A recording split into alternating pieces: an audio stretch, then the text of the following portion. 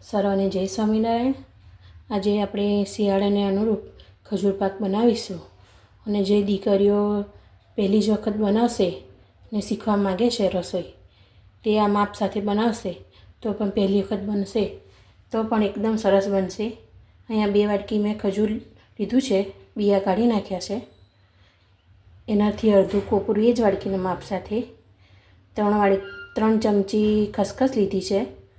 બદામ અને પિસ્તા લીધા છે, એ તમારે જેટલા તમારા ટેસ્ટ પ્રમાણે લેવા હોય એ પ્રમાણે લેવાનું છે।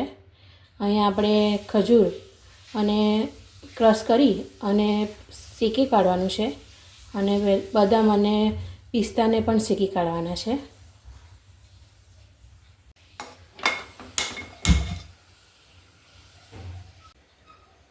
ત્રણ ચમચી ઘી મૂકી અને બદામ અને પિસ્તાને શેકી લઈશું। પહેલાં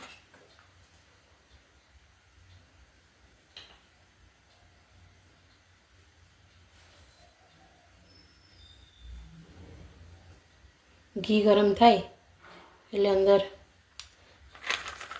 બદામ એડ કરીશું।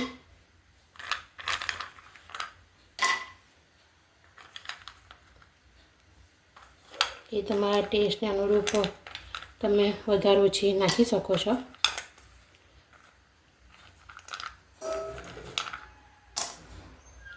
એ મેં 50 ગ્રામ લીધેલી છે બદામ। સ્લો ટુ મીડિયમ ગેસ પર આપણે બદામ શેકી લઈશું। હવે આપણે એને ડીશમાં કાઢી લઈશું। એમાં જ પિસ્તા શેકી લઈશું। એ જ પિસ્તાને પણ 2 મિનિટ સાતરી લઈશું।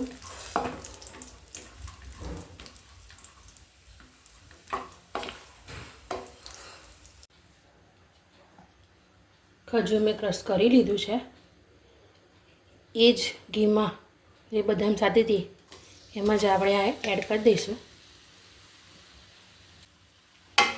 શેકી લઈશું એને પણ।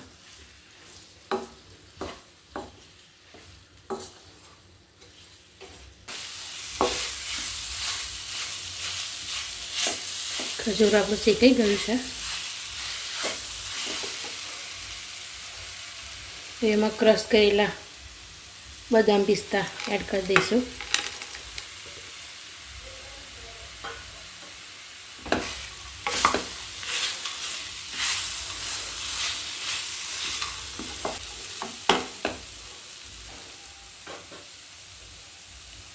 કોપરાનો છેડ એડ કરી દઈશું આપણે, થોડું થોડું એડ કરીશું અંદર।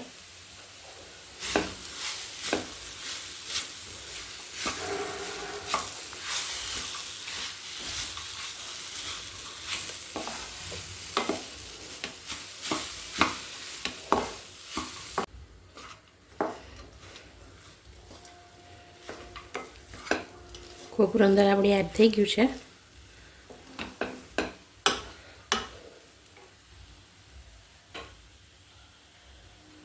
હવે 3 ચમચી ખસખસ એડ કરી દઈશું।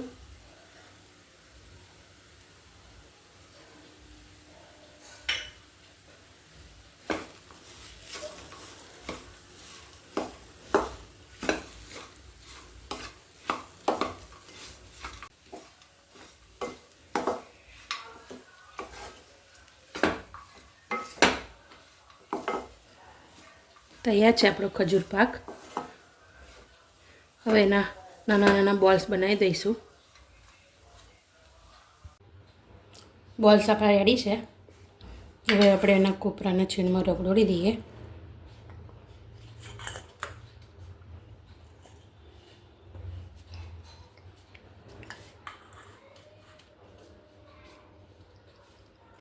બોલ્સ આપણા રેડી થઈ ગયા છે। હવે